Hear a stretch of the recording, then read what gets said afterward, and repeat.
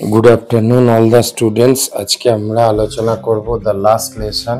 এটা ক্লাস 10 আইসিএসসির একটা স্টোরি, অনেকের অন্য ক্লাসেও থাকতে পারে। আর এটা রাইটার হচ্ছে আলফোন্স ডোডেট, ইনি একজন ফ্রান্স রাইটার। তো এখানে মেনলি জার্মান এবং ফ্রান্সের যে একটা বর্ডার সাইড, সেখানে জার্মান দুটো ছোট ছোট জায়গা ফ্রান্সের দখল করে নিয়েছিল এবং তার ফলে জার্মান থেকে ঘোষণা করা হয় যে ফ্রান্সের যে এই জায়গায় যে স্কুলগুলো আছে সেখানে আর ফ্রান্সের ভাষা চলবে না, সেখানে জার্মানিতে এডুকেশন সিস্টেম চলবে। এই নিয়ে ফ্রেঞ্চ রাইটার ইনি এই স্টোরিটা লিখেছে। তার শুরুটা কীরকম? The last lesson is the story set in to the time when the French district of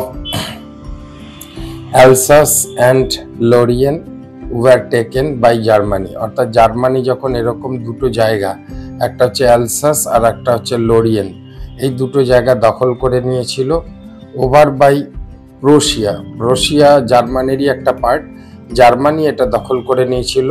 and the new rules, নতুন রুল জারি করা হলো, order that only German would be taught in school. এবং অর্ডার এটাই ঘোষণা করা হলো এখানে কেবলমাত্র জার্মানির ভাষাই, স্কুলে জার্মানির ভাষায় পড়াশোনা হবে এখন থেকে, টুমরো থেকে আর ফ্রান্সের ভাষা চলবে না। The story is narrated by the French. এখানে ফ্রেঞ্চ নামে একটি ছেলের এখানে ক্যারেক্টার তুলে ধরা হয়েছে, ফ্রান্সেরই অধিবাসী সেই French a young boy who is usually careless about the studies, যার পড়াশোনা একদমই ভালো লাগতো না, সেটাকে আনইজি ফিল করতো, বিরক্তি বোধ করতো। One day he is late to school, একদিন সে স্কুলে দেরি করে আসে। অ্যান্ড ইজ সারপ্রাইজড, এবং সে অবাক হয়ে যায়, টু সি দেখে, অ্যান আনইউজুয়াল সাইলেন্স, কথার অর্থ হচ্ছে অস্বাভাবিক নীরবতা, স্কুলে টোটালি অফ হয়ে আছে, কেউ কথা বলছে না, হইচই নেই, কিছু নেই। ইন দ্য ক্লাসরুম, ক্লাসরুমের মধ্যে। হিজ টিচার মিস্টার হেমেল, তার যে টিচার ছিলেন, ক্লাস টিচার, তার নাম ছিল মিস্টার হেমেল, খুবই ইম্পর্টেন্ট নাম।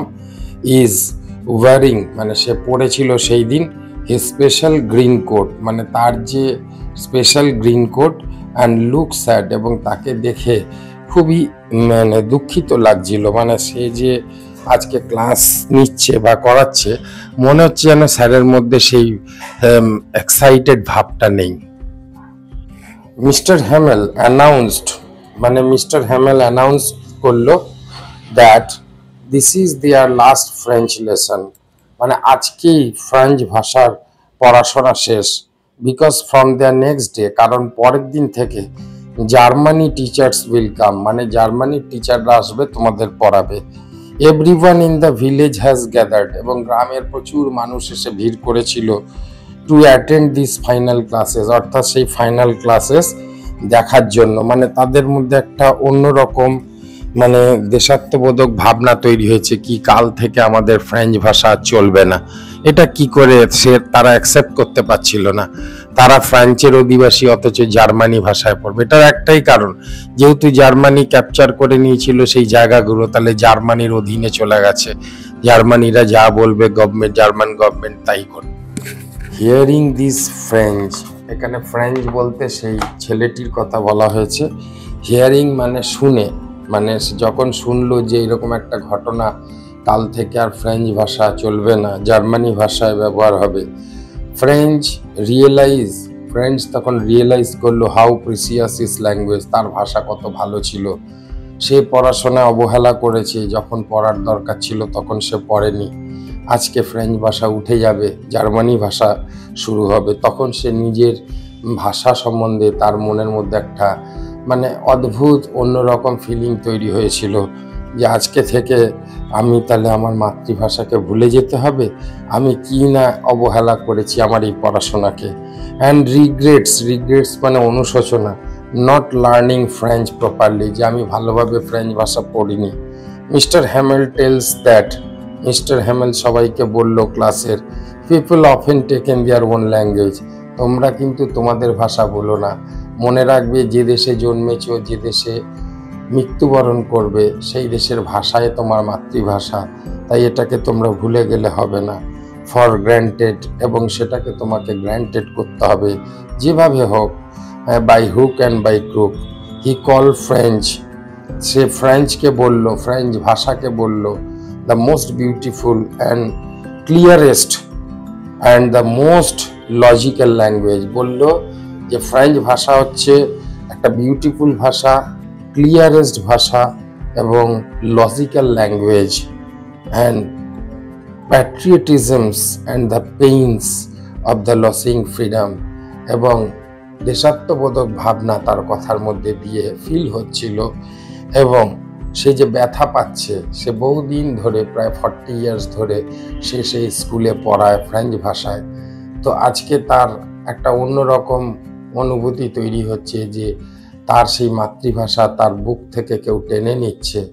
আজকে জার্মানিরা দখল করে নিয়েছে এবং কাল থেকে আমরা সেইভাবে স্বাধীনতা পাবো না। এই যে একটা দুশ্চিন্তা, এই যে একটা মানসিক অতৃপ্তি, এটা যেন কোথাও টিচারকে, মিস্টার হ্যামেলকে খুব কষ্ট দিচ্ছিল। এবং যেটা কিন্তু ফ্রেঞ্চের মধ্যেও এই জিনিসটা রিয়েলাইজড হয়েছিল। ফ্রেঞ্চ কিন্তু বুঝতে পেরেছিল কেন আমি এই সঠিক সময়ে সঠিক পড়াশোনা করিনি। আমি যদি সঠিক সময় ঠিকঠাক পড়তাম, আজকে আমি ফ্রেঞ্চ ভাষা খুব ভালো জানতাম। এই রিয়েলাইজটা করলো, যেটা হয়ে থাকে দেশ যখন পরাধীনতার কবলে চলে যায়, তখন কিন্তু মানুষের মধ্যে অনুশোচনা হয়। মানুষ বুঝতে শুরু করে যে আমরা কি ছিলাম, এখন কি হব। এবং এটার থেকে বড় কথা হচ্ছে, তবুও তাদের মধ্যে কিন্তু তারা মনে করেছে যে আমরা ফ্রেঞ্চ ভাষাকে ধরে রাখবো, ফ্রেঞ্চ ভাষাকে নিয়ে আমরা চলবো।